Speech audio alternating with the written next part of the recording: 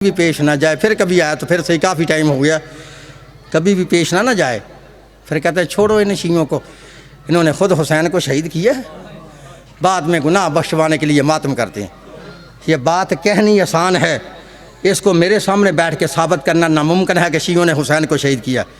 अगर तुम बाज नहीं आओगे तो फिर मैं बता दूंगा किसने शहीद किया है, और मेरे बताए हुए कातल पूरी दुनिया पे गलत साबित कोई करके दिखाए, मैं मुँह मांगा इनाम दूंगा। सुनो, शियों ने हुसैन को शहीद नहीं किया, हुसैन को शहीद किया है सहाबा रसूल और सहाबा रसूल की औलाद ने। समझा रही है?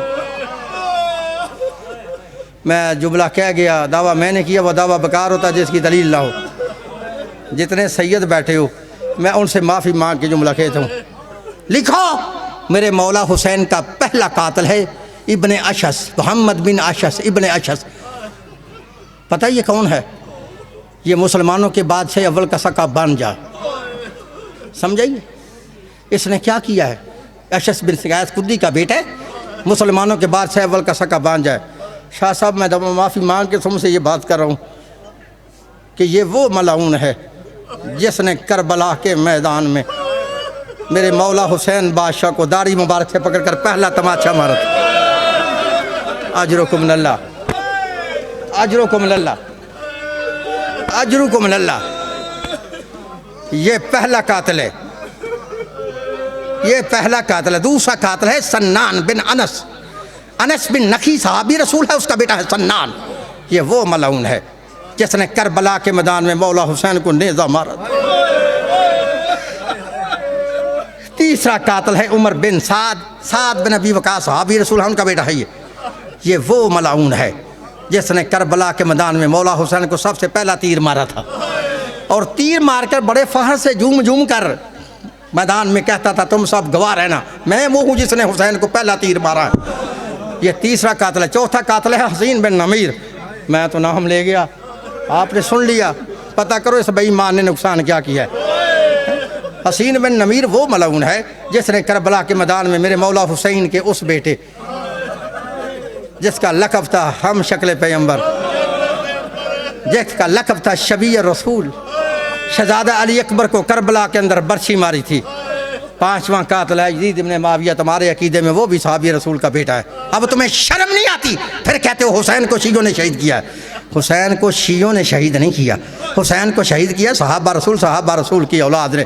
बस आज़ादारों, दो जुमले उस बीबी के कह के मेंबर छोड़ रहा हूँ जिसकी आज शहादत का दिन है। लिखा, जब अली की बेटी 1 साल 6 महीने कैद काटने के बाद वापस मदीना में आई ना, आई किस तरह से थी, गई तो फिर गई किस तरह से थी। लिखा है, बीबी के हाथ में इमाम हुसैन अलैहिस्सलाम का खून आलूदा ज़ख्मी कुर्ता था। उस कुर्ते पर 1950 जख्मों के सुराख थे। बीबी वो कुर्ता लेके सीधी घर में नहीं गई, सुनोगे जुमला, बीबी इमाम हुसैन का ज़ख्मी कुर्ता लेकर सीधी रोज़ा रसूल पे आई। बीबी ने इमाम हुसैन का ज़ख्मी कुर्ता रोज़ा रसूल पे रखा। अदादारों, लिखा कुर्ते का रखना था कि कब्र रसूल कांप गई, कब्र रसूल में जलजला आया। बीबी कहती है मुझे पता चल गया, मेरा नाना हुसैन का कुर्ता देख के बर्दाश्त नहीं कर सका, नाने की कब्र कांप गई है। ऐसा जुमला मैंने कहना, मेरी मजबूरी है, इशारे से मैंने कहना। तुम घर जाके ना 4 रुपये पर लेट के भी जुमला याद आएगा तो इबादत कर लोगे। जब बीबी ने देखा ना नाने की कब्र कांप गई है, बीबी फरमाती है मेरा नाना हुसैन का कुर्ता देख के बर्दाश्त नहीं कर सका। बीबी कब्र के करीब खड़े होकर के जुमला कहती है, इशारतन मैं जुमला कह रहा हूँ, मेरी माँ और बहनों, मेरी ज़बान जेब नहीं देती, मैं इशारतन जुमला कहने लगा हूँ। जब बीबी ने देखा ना नाने की कब्र कांप गई है, बीबी फरमाती है मुझे पता चल गया, नाना हुसैन का कुर्ता देख के बर्दाश्त नहीं कर सका। बीबी कब्र के करीब खड़े होकर फरमाती है, नाना, ओ मेरे नाना, नाना ये दिन का वक्त है, नाना ये दिन का वक्त है, हुसैन का कुर्ता देख के तू बर्दाश्त नहीं कर सका, नाना तेरी कब्र काम गई है।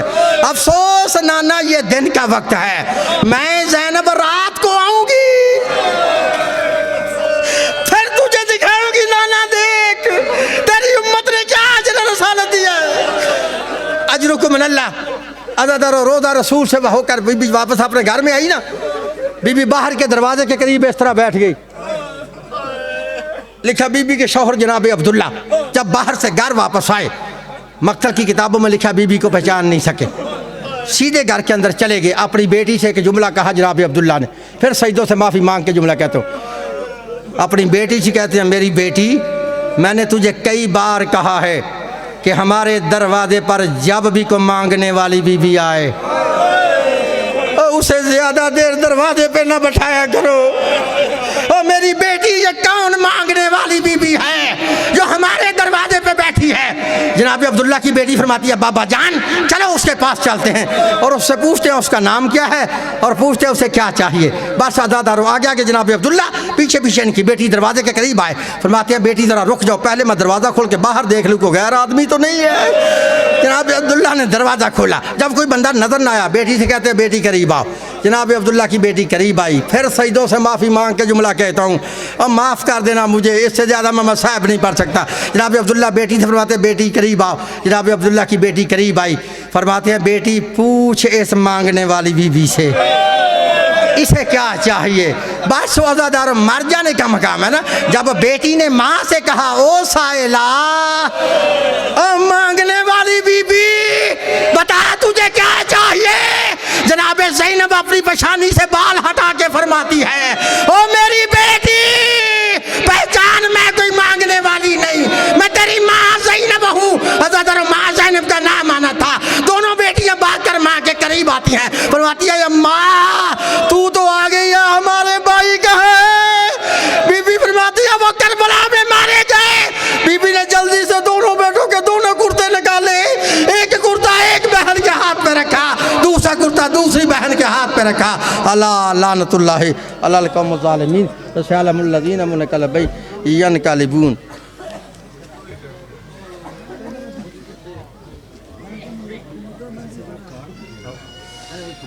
मैं तो नंबर ही दस दिया।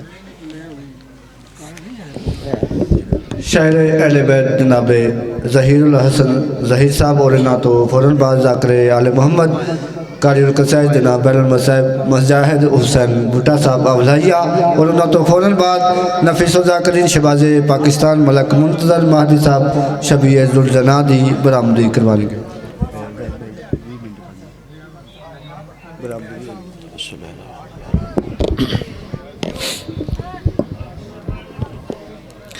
बिस्मिल्लाहिर्रहमानिर्रहीम। अल्लाहुम्मा कुल्लि वलिय्यकल हुज्जत इब्नुल हसन सलवातुका अलैहि व अला आबाइही फ़ी हाज़िहि साअति व फ़ी कुल्लि साअत मिन साअतिल लैलि वन नहार वलिय्यम व हाफ़िज़म व क़ाइदम व नासिरम व दलीलम व आइना हत्ता तुस्किनहु अर्ज़क़तवन व तुमत्तिअहु फ़ीहा तवीला। या रब्ब मुहम्मद व आले मुहम्मद व आवाज़ बुलंद सलावत सल्लल्लाहु अलैहि वसल्लम।